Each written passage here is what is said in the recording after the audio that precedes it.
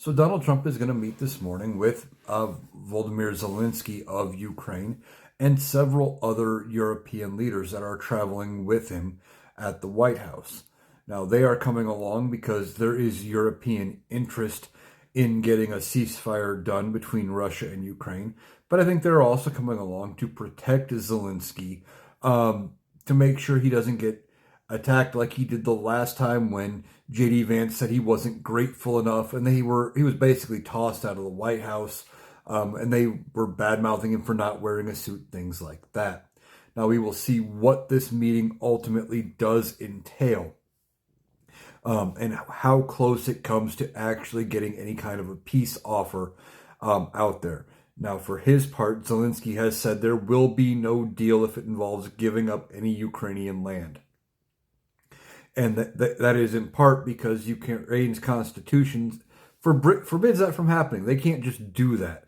So they're going to have to come up with some kind of a peace deal where they get their territory back, which they should be allowed to keep ever since Russia invaded. But Donald Trump doesn't care about which way the peace deal goes. He only wants the peace deal to happen because he wants a Nobel Peace Prize, because he thinks he deserves one since Barack Obama got one.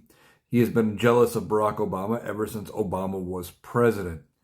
Beyond that, Donald Trump tried to pass himself off as this massive deal maker, and he can solve this thing in 24 hours. Remember, he said going into the election or during the election that he could end the Russia-Ukraine war in 24 hours with one phone call after being elected. Well, here we are 200 plus days into his term, and there's no peace deal.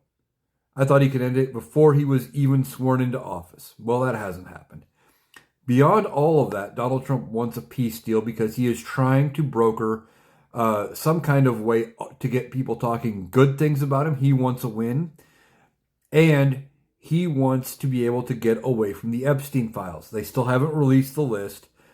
And every day, his side of the political spectrum keeps calling for it because they are convinced that Democrats are the only ones on that list.